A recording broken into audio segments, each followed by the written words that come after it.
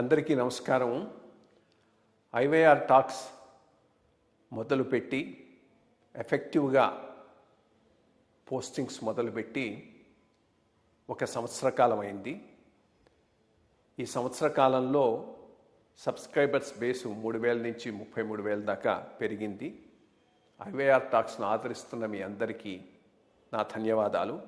భవిష్యత్తులో కూడా ఇదే రకంగా ఐవైఆర్ టాక్స్ని మీరు ఆదరిస్తారని ఆశిస్తూ ఉన్నాను. Thank you. అందరికీ నమస్కారం.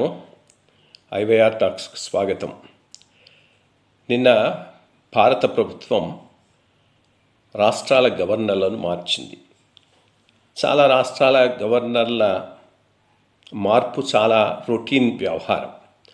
ఒకే ఒక గవర్నర్ మార్పు కొద్దిగా అందరినీ కాస్త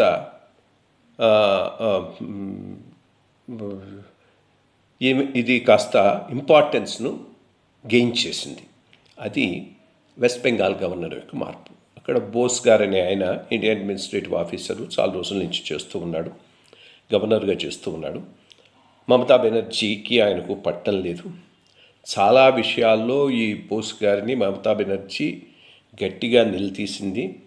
ఆయన మీద ఒక పెద్ద ప్రాపగాండా ప్రచారం కూడా చేయటం జరిగింది. కానీ వాటన్నిటిని తట్టుకొని ఆయన వెస్ట్ బెంగాల్ గవర్నర్గా ఇంతకాలం కొనసాగాడు. మరి ఎటువంటి ఇన్సైడ్ క్యాలిక్యులేషన్స్ జరిగాయో కానీ సడన్గా ఆయన రాజీనామా చేయటం, ఆయన ప్లేస్లో తమిళనాడుకు చెందినటువంటి గవర్నర్ను వెస్ట్ బెంగాల్ గవర్నర్గా వేశారు, పశ్చిమ బెంగాల్ గవర్నర్గా వేశారు. ఆయన పేరు రవి. అంతకుముందు ఆయన ఐఏఎస్ ఆఫీసర్ అయితే ఈయన IPS officer, police service officer. చాలా రోజులు ఇంటెలిజెన్స్ వీటిల్లో పనిచేశాడు. డే 1 తమిళనాడులో ఉన్నప్పటి నుంచి ఈయన చాలా గట్టిగా తమిళనాడులోని డిఎంకే ప్రభుత్వంతో మోటుకుంటూ చాలా విషయాల్లో చాలా నిలిచాడు.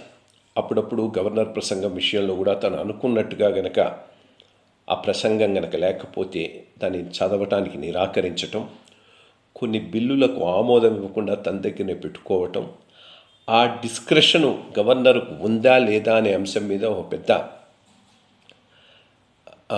లీగల్ ఫైటే నడిచింది. చివరకు సుప్రీంకోర్టు అటువంటి పవర్స్ గవర్నర్కు, ప్రెసిడెంట్కు ఇన్హరెంట్గా కాన్స్టిట్యూషన్ ఇచ్చింది. దాన్ని మనం చేయగలిగింది ఏమీ లేదని ఒక తీర్పు కూడా ఇవ్వడం జరిగింది.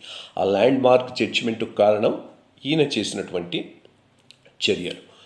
ఇట్లాగే చాలా అంశాల మీద నిర్వివాదంగా మాట్లాడుతూ ఉన్నాడు. అటువంటి వాడిని ఇంకా కొన్ని రోజుల్లో ఎలక్షన్స్ ఉన్న వెస్ట్ బెంగాల్కు గవర్నర్గా వేయటంలో కేంద్ర ప్రభుత్వం యొక్క ఆంతర్యం ఏమిటి అనేటటువంటి దాని మీద ఒక చర్చ అయితే జరుగుతూ ఉన్నది. మొన్నటి దాకా ఈ బోస్ గారిని అన్ని విధాల తూలనాడుతూ ఆయన మీద ప్రచారం చేస్తూ ఉన్న మమతా బెనర్జీ కూడా నాకు చెప్పకుండా ఆయన ఎట్లా తీసేస్తారు, ఎలక్షన్ల ముందు ఆయన ఎట్లా తీసేశారని నేను ఒక పెద్ద ట్వీట్ అది పెట్టడం జరిగింది. నేను అనుకోవటం ఇది చాలా స్ట్రాటజిక్గా కేంద్ర ప్రభుత్వం చేసినటువంటి నిర్ణయంగా నేను భావిస్తూ ఉన్నాను. ఒకటి, ఈయన పోలీస్ ఆఫీసరు.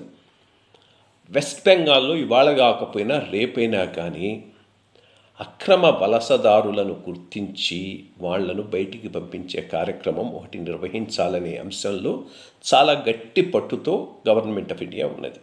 దానిలో భాగంగా కొంతవరకు ఈ ఎలక్షన్ కమిషన్ వాళ్ళ ఎక్సర్సైజ్లో కొంతమందిని గుర్తించడం కూడా జరిగింది, ఎవరికైతే సిటిజన్షిప్ అది లేదు.